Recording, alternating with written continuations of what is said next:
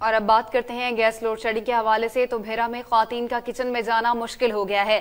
سردی میں اضافے کے ساتھ ہی سوئی گیس کی لوڈ شیڈنگ کا سلسلہ زور پکڑ گیا، شہری بھی پریشان ہیں۔ مزید جانتے ہیں اپنے نمائندے نوید جاوید سے۔ جی نوید جاوید، بتائیے گا شہریوں کا کیا رد عمل سامنے آیا ہے گیس کی کمی کے بعد؟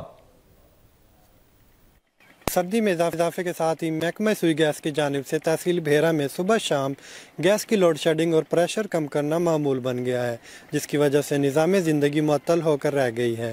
خصوصاً طلبات اور گھریلو صارفین کو سخت پریشانی کا سامنا کرنا پڑ رہا ہے۔ شہریوں کا کہنا ہے کہ سوئی گیس کے اہلکار اپنے مالی مفاد کی خاطر شہر کو گیس کی سپلائی کے پریشر کو کم کر کے 60% تک کر دیتے ہیں اور بقیہ 40% کو من پسند علاقوں کے لیے مین لائن میں شامل کر دیتے ہیں، جس سے بھیرا شہر میں صبح شام گیس کے لوڈ میں اضافے کے ساتھ ہی پریشر انتہائی کم ہو جاتا ہے اور چولہے ٹھنڈے پڑ جاتے ہیں، جس کی وجہ سے خواتین کا کچن میں جانا مشکل ہو گیا ہے۔